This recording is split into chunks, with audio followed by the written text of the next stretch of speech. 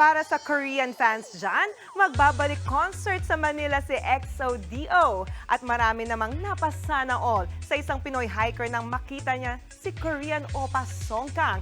Yan at iba pa sa report na to.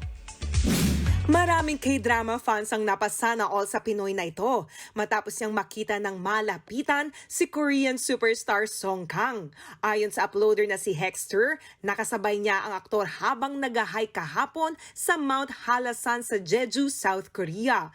Pero kahit tila pagod sa hiking, looking fresh pa rin si Song Kang. Caption tuloy dyan ng uploader, sana all ganyan pa rin itsura after 9 hours of hiking. Nakilala si Song Kang sa ilang sikat na Korean drama gaya ng Navilera, Sweet Home at ang latest niyang Netflix series na My Demon. 오늘 우리 결혼기념일.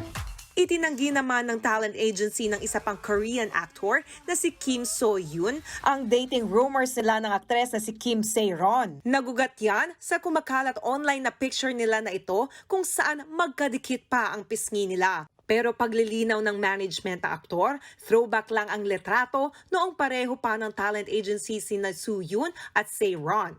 Gagawa raw sila ng legal na hakbang sa mga nagpapakalat ng malisyosong post.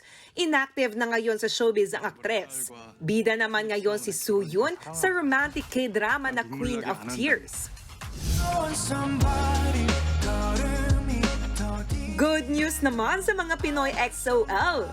Babalik dito sa bansa si EXO main vocalist D.O. Para yan sa kanyang concert na Bloom sa August 31. Wala pang detalye kung saan ito gaganapin. 2018 pa nang huling bumisita sa Pilipinas si D.O. para sa concert nila noon ng EXO. Habang sa April 13 naman na ang concert ng co-member niya si Baekhyun sa Smart Araneta Coliseum.